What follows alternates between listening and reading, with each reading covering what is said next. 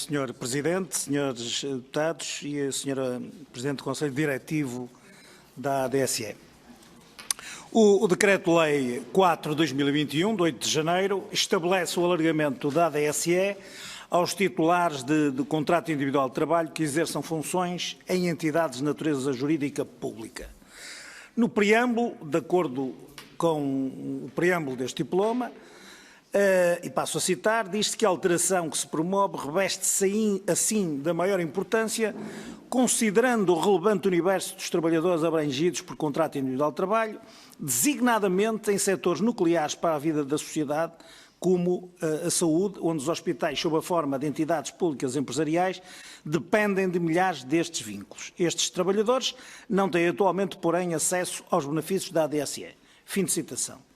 Isto é, os trabalhadores com contrato individual de trabalho, que exercem funções em entidades públicas, podem agora pedir para aderir à ADSE no prazo de 6 meses, a contar da data da entrada em vigor do diploma. A inscrição na ADSE abrange entidades de natureza jurídica pública no âmbito da Lei Geral de Trabalho em Funções Públicas, as entidades públicas empresariais, independentemente de serem do Estado, regionais ou municipais, mas desde que não tenham caráter industrial ou comercial, como seria o caso das EPEs. O diploma abrange ainda as instituições de ensino superior públicas, independentemente da sua forma e natureza. No entanto, no artigo 2º é definido que o Conselho Diretivo da ADSE tem de elaborar as listas das entidades abrangidas pelo alargamento e publicá-la na sua página da internet, e passo também a citar, homologada pelos membros do Governo responsáveis pela área das finanças e pela área que tutela a ADSE.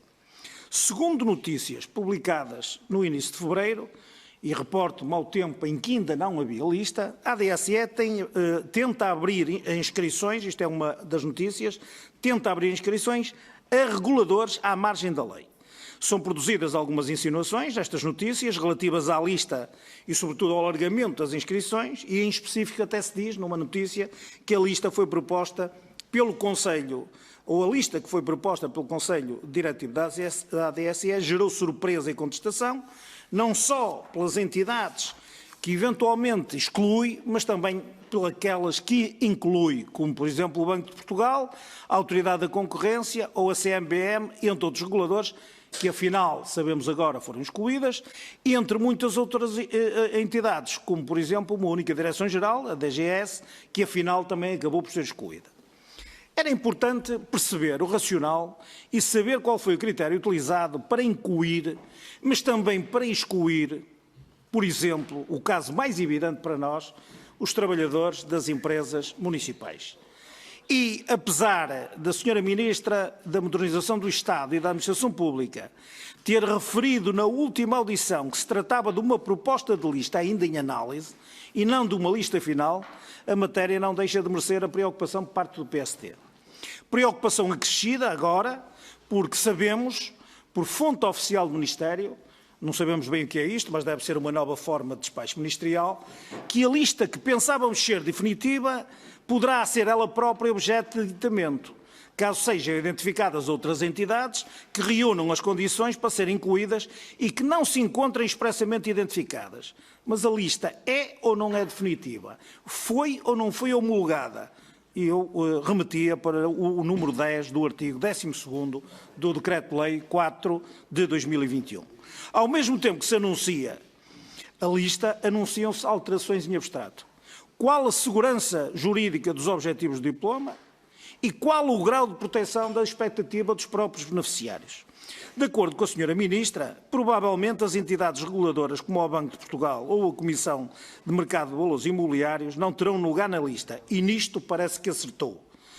Disse ainda que o alargamento da ADSE aos contratos individuais nos organismos públicos não deverá abranger entidades reguladoras nem a maioria das empresas municipais. E eu acho que aqui errou.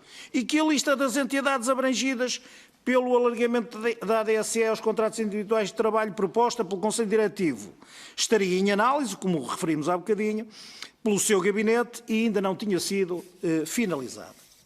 Entretanto, recentemente foi divulgada a lista das entidades abrangidas, a qual não contempla, entre outras entidades, e esta é a pertença lista definitiva, o Hospital de Louros e o Hospital de Cascais, e eu aqui apelava para a existência de diferentes critérios.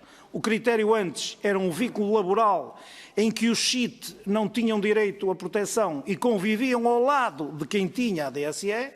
Agora, o critério é da natureza jurídica da entidade, mas vai dar ao mesmo. Dentro da mesma entidade, trabalhadores com iguais funções têm um tratamento diferente. Isto é, o critério é diferente, mas a discriminação é exatamente igual.